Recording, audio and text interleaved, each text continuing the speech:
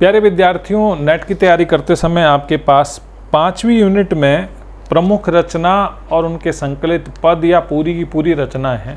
इस यूनिट में सबसे बड़ी समस्या ये आती है कि हम पहले तो इसके संकलन में लग जाते हैं और इसका संकलन थोड़ा सा मुश्किल काम है, लेकिन फिर भी जो आपको सरलता से रचनाएं मिल जाएं तो बहुत आराम से, जैसे निराला आपको पूरे ही मिल जाएंगे, राग विराग ले लीजिए, ऐसे ही अज्ञे की प्रतिनिधि कविता में अज्ञे की कविताएं मिल जाएंगी। और आपके पास वैसे आप नेट यूज़र हैं, थोड़ी बहुत त्रुटियों के साथ आपको नेट पे भी काफ़ी हिंदी की अच्छी साइट है जहाँ पर रचनाएं मिल जाएंगी।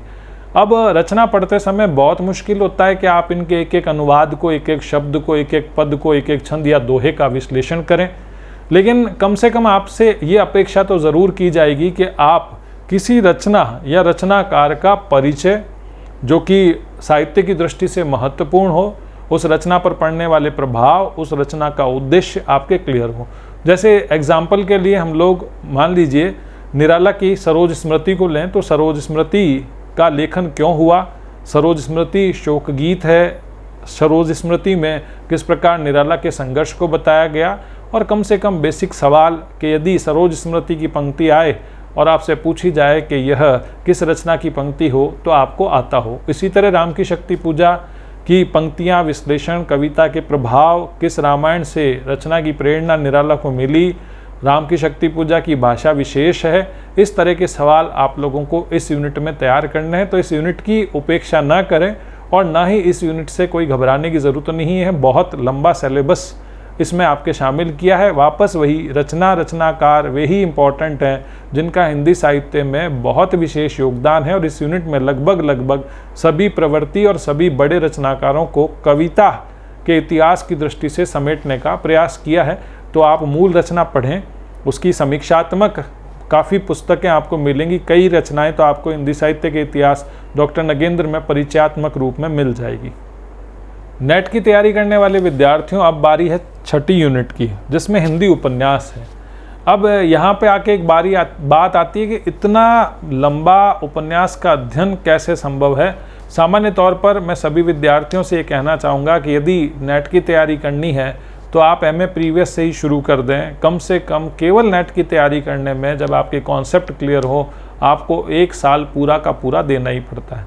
लेकिन फिर भी कम समय में हम लोग बहुत स्मार्ट तरीके से हमारे मिनिमम क्षमताओं से अच्छी तैयारी कैसे करें, तो उसमें सबसे बड़ी बात आती है कि कम से कम पहले नंबर पर जो उपन्यास आपके सिलेबस में शामिल हैं, हमको एक बेसिक मजाक के तौर पे कहना चाहूँगा, आपको ये तो पता हो कि कम से कम गोदान जो है वो प्रेमचंद की रचना है।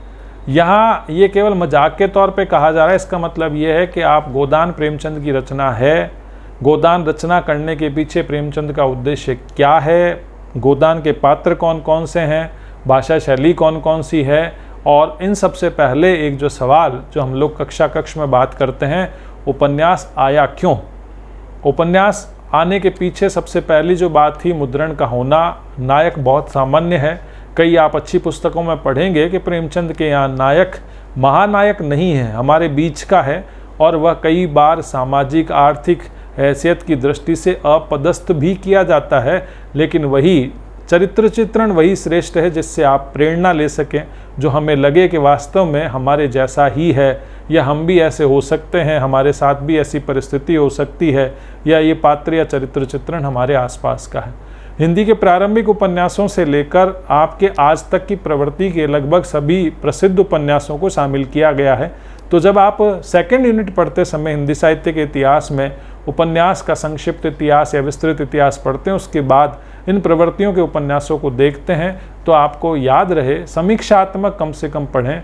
जैसे उदाहरण के लिए आपको इस यूनिट के लिए हिंदी उपन्यास का विकास मधुरेश, हिंदी उपन्यास का विकास गोपाल राय की पुस्तकों में इन लगभग सभी उपन्यासों का एक संक्षिप्त कथ्य और शिल्प का तात्विक विवेचन मिल जाता है। भाषा शैली कैसी है, पात्र कौन कौन से हैं, इसकी रचना करते समय क्यों उर्दू की शैली को अपनाया, किसी रचना के समय हिंदुस्तानी शैली क्या थी, ये मनोविश्लेषणात्मक उपन्यास है, ये आपके सामाजिक उपन्यास है, आर्थिक उपन्यास है। कुल मिला के इन रचनाओं का कथ्य शिल्प आपको पढ़ना है। तो संक्षिप्त में आप इस तरह की आलोचनात्मक पुस्तकों को देख सकते हैं। याद रहे, रचना का उद्देश्य, रचना की प्रवृत्ति, पात्र, केंद्रीय पात्र, समस्या, भाषा शैली यानी पुराने जो 11th-12th या ग्रेजुएशन लेवल पे आप किसी रचना का तत्वों के आधार पर विश्लेषण करते हैं, उसी तरह से उपन्यास विधा में वापस वही कथा वस्तु, पात्र, चरित्र, चित्रण, कथोपकथन, उपन्यास का शीर्षक, भाषा शैली, ये सारे टॉपिक आपको देखने पड़ते हैं। इस तरह से आप एक बार संक्षिप्त रूप से सभी उपन्यासों और रचनाकारों का परिचय ज़रूर देख कर जाएं। प्यारे विद्यार्थियों, अब बात करते हैं 7वीं यूनिट की, जिसमें हिंदी कहानी है। कहानी वैसे सबसे नई गद्य विधा है। 1900 सरस्वती पत्रिका के प्रकाशन के साथ ही हिंदी कहानी की शुरुआत होती है। तो हिंदी की प्रारंभिक कहानियों से लेकर आज तक की सभी चर्चित कहानियाँ, विभिन्न प्रवृत्ति, नई कहानी, आंदोलन की कहानी तक भी कहानियाँ ली गई हैं। जैसे सिलेबस में स्टार्टिंग में देखें तो बंग महिला की कहानी, चंद्रदेव से मेरी बातें दुलाई वाली, टोकरी भर मिट्टी। उसके बाद है जो सुभद्रा कुमारी चौहान की राही, प्रेमचंद की ईदगाह, दुनिया का अनमोल रत्न जैसे। अब आप कहेंगे कि मैं सिलेबस पढ़ रहा हूँ, ऐसा नहीं। ये वे चर्चित कहानियाँ जो आपने कहीं ना कहीं BA या MA के सिलेबस में पढ़ी है, और इस तरह से लास्ट जो कहानी है वो परिंदे हैं। अब इन कहानियों में आपको क्या करना है, सबसे पहले वही उपन्यास वाली यूनिट में जैसे हिंदी कहानी का विकास शीर्षक से आलोचनात्मक बहुत सी पुस्तकें आपको मिल जाएंगी। उन पुस्तकों में इन कहानियों का परिचय आपको मिल जाएगा। कहानी के परिचय में सीधा सीधा जिस प्रकार कविता के संकलन में है, वैसे ही कहानी के संकलन में संकलित है कहानी के पात्र चर्चा। यहाँ पर एक विद्यार्थियों के मन में चिंता रहती है, नेट जैसी परीक्षाओं में कई बार कहानी के अंदर से पंक्ति दे दी जाती है और पूछा जाता है कि ये पंक्ति किसकी है। ऐसे प्रश्नों से आप घबराएं नहीं। ऐसे प्रश्न अमूमन बहुत डीप स्टडी वाले बच्चे ही कर पाते हैं, तो ऐसी कोई चिंता की बात नहीं है। लेकिन वापस वही कहना चाहूँगा, कई बार हम लोग ऐसे ही मजाक में फॉर्म भरते हैं। फॉर्म भरने के बाद कई बार बच्चों से मजाक में पूछा जाता है कि भाई बताइए कहानी किसकी है, तो उसको याद नहीं होता। हमेशा जितने फॉर्म भरे जाते हैं उसके 20-25% विद्यार्थियों में फाइट रहती है। तो उस दृष्टि से कि मैं लगभग सारी कहानियाँ नहीं पढ़ पाऊँ, तो जो मेरे पास अवेलेबल कहानियाँ वो पढ़ूँ। मैंने पहले कोई कहानी पढ़ रखी है उसका बहुत अच्छे से रिवीजन करूँ। पात्र, फैक्ट वाले सवाल कई बार पूछ लिए जाते हैं, दूरी से लेकर संख्यात्मक सवाल, कितने पैसे, क्या कुछ, और बहुत फेवरेट सवाल नेट की परीक्षा में रहता है, पात्र और कहानी सुमेलित करें। तो इस दृष्टि से आप इन कहानियों को पढ़ें, और वही बात इंटरेस्ट डेवलप करके एक कहानी रोज़ाना पढ़ें तो 12-15 दिन में आपके लगभग कहानियाँ हो जाती हैं। और एक कहानी पढ़ने में मुश्किल से आपको, बड़ी कहानी है तो आधा घंटा लगता है, बाकी कई कहानियाँ ऐसी हैं जो आप 15-20 मिनट में और एक रिफ़्रेश होने के मूड में भी पढ़ सकते हैं। प्यारे विद्यार्थियों, यूनिट 8 की बात करें जिसमें आप लोगों को प्रसिद्ध नाटकों का अध्ययन करना है। तो यहाँ पे घबराने की बात नहीं है। यदि हमसे भी कोई एकदम से पूछे कि हिंदी के प्रसिद्ध नाटककार कौन हैं, तो आप भी बता सकते हैं कि भारतेंदु जी हैं, जयशंकर प्रसाद हैं, और आगे जाके मोहन राकेश तक एक काफ़ी लंबी परंपरा आप गिना सकते हैं। नाटक की जब तैयारी करते हैं या किसी सिलेबस में कोई नाटक शामिल होता है, विशेष रूप से आप ध्यान रखें, नाटककार और भूमिका में दी हुई बातों से कई बार प्रश्न पूछे जाते हैं। तो कम से कम आप नाटक पढ़ते समय उसकी विषय वस्तु किस ऐतिहासिक घटना या किस रचना से प्रभावित है, उसमें कितने अंक हैं, कितने दृश्य हैं, और कई बार RPSC जैसी संस्था भी और UGC जैसी संस्था भी आपसे प्रश्न कर लेती हैं, वो है पात्रों के परिचय से संबंधित जो नाटक की शुरुआत में आपको दिए जाते हैं। नाटक में संवाद महत्वपूर्ण होते हैं। संवाद उपन्यास हो या कहानी हो या नाटक हो, संवाद और कथोपकथन का अंतर सीधा सीधा संवाद में अभिनेता होती है और नाटक का अनिवार्य अंग होता है। जब आप इस तरह की रचनाएं पढ़ते हैं तो विशेष रूप से मैं कहना चाहूँगा विद्यार्थियों, जहाँ पे दर्शन होता है, कोई मैसेज दिया जाता है, वे पंक्तियाँ इंपॉर्टेंट हो जाती हैं और उन्हीं को परीक्षक आपको एग्ज़ाम में देता है। जब हम लोग सामान्य परिचय की बात करें तो नाटक पढ़ते समय वही अंधेर नगरी का सामान्य परिचय आपको पता हो, भारत दुर्दशा के अंक कितने हैं ये पता हो, उसकी विषय वस्तु क्या है, यदि ये रचनाएं किसी पुरानी या पौराणिक रचना से प्रभावित हैं, पात्र वगैरह, तो उनके बारे में भी आपको जानकारी होनी चाहिए, किस समय लिखी गई, एक बेसिक सवाल है ही। और फिर आगे जाके पात्र परिचय समसामयिक जीवन से जुड़े हुए हैं कि नहीं जुड़े हुए हैं, ऐतिहासिक नाटकों का हमारे साहित्य में क्या महत्व रहा, क्यों जयशंकर प्रसाद ऐतिहासिक नाटक लिखते हैं, जयशंकर प्रसाद के नाटक श्रेष्ठ होते हुए भी अभिनेता की दृष्टि से जो प्रश्न चिन्ह लगता है वो आपको पता हो। और इस तरह से आप नाटक पढ़ते समय वैसे 11th-12th में साहित्य शास्त्र नाम से जो एक संक्षिप्त काव्य शास्त्र जिसका शीर्षक साहित्य शास्त्र दिया गया, उस पुस्तक का अवश्य अध्ययन करें। कहानी उपन्यास की तरह आप भी आलोचनात्मक, कोई समीक्षात्मक इस तरह का संग्रह देख सकते हैं। हिंदी नाटक और रंगमंच का विकास, वहाँ पे आपको इन प्रसिद्ध सभी नाटकों का एक सामान्य परिचय मिल ही जाएगा और कम से कम आप इन नाटकों की भूमिका को अवश्य पढ़ के जाएं। प्यारे विद्यार्थियों, हम अब 9वीं यूनिट की बात करते हैं जिसमें निबंध है।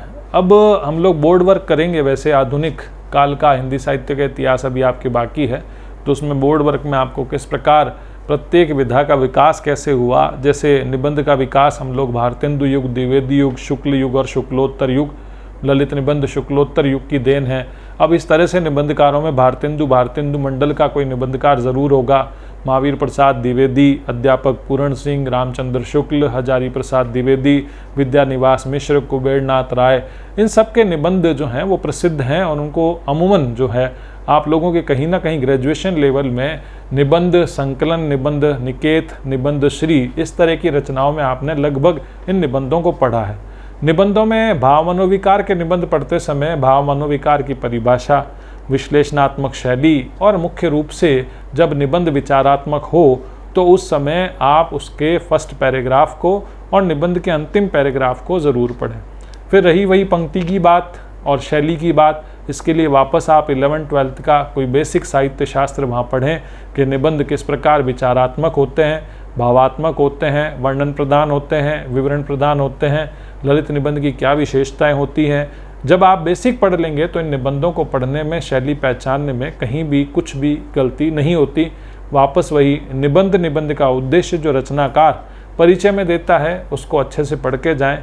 ऐसा ना हो कि हम बेसिक क्वेश्चन में बाहर हो जाएं कि 4 विकल्प में निबंधकार हैं और आगे 4 विकल्प में निबंध है और हमसे सुमेलित ही नहीं हो रहे।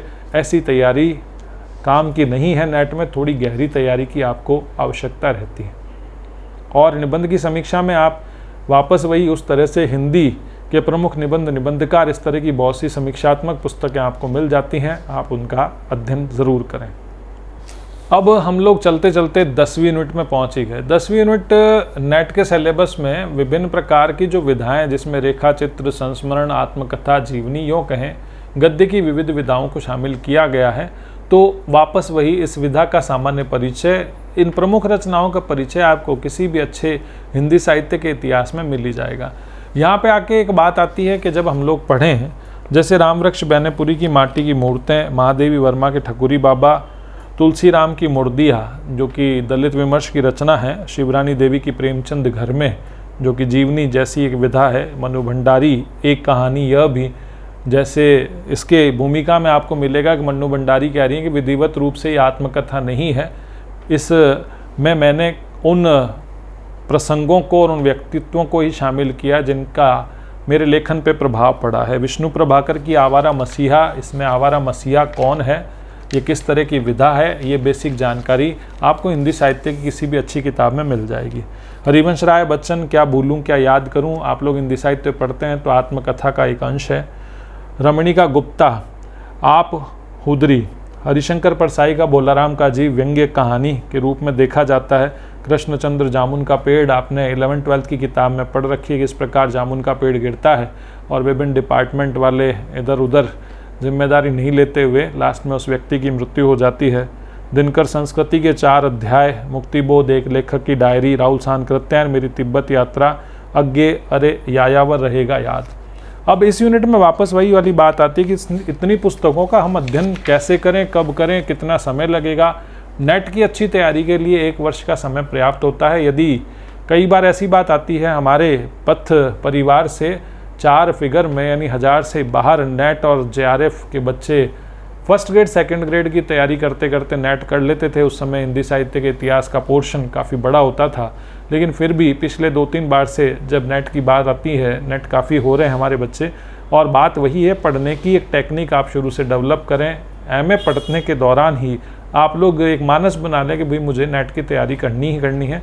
परिचयात्मक पढ़ें, बहुत अच्छे से कालक्रम पढ़ें, बहुत अच्छे से कॉन्सेप्ट क्लियर करें और कथन कारण के सवाल आपके हमेशा राइट हों। कालक्रम का एक इंटरेस्ट डेवलप करके पढ़ें। रचनाओं का परिचय रचनाकारों का परिचय वापस वही आपसे अपेक्षा की जाती है कि हिंदी के प्रसिद्ध रचनाकार, चाहे वो प्रवृत्ति की दृष्टि हो, किसी काल प्रमुख के नामकरण के आधार पर रचनाकार फेमस हो, आज़ादी के बाद विभिन्न पुरस्कार और पुरस्कृत जो भी रचनाकार है उनका आप लोग अध्ययन करें। कोई समस्या, कोई चर्चित रचना आप लोगों को अच्छे से याद हो, बहुत अच्छे से तल्लीनता के साथ पढ़ें तो नेट मुश्किल नहीं है। फिर एक बात होती है जो मैं कक्ष में भी कहता हूँ, नेट मेहनत मांगती है और JRF होना मेहनत के साथ उस दिन का लक फैक्टर है। तो बहुत अच्छे से तैयारी करें। एक और हमारे विद्यार्थी वर्ग ने चर्चा की थी, जब मैं आपके कमेंट्स पढ़ रहा था, तो UPSC की तैयारी कैसे करें। तो अलग पैटर्न है थोड़ा पढ़ते समय। काफ़ी विद्यार्थी थे कि हम लोग 100-150 विद्यार्थी हैं, तो हम लोग आने वाले समय में UPSC पर भी एक वीडियो तैयार करेंगे और विशेष रूप से आप आत्मविश्वास से पढ़ें, अच्छी पुस्तकों का संकलन करें और बहुत अच्छे से इत्मीनान से आप लोग पढ़ें। आपको बहुत बहुत शुभकामनाएं नेट और JRF के लिए। मैं नंदकिशोर यादव, पथ सफलता से।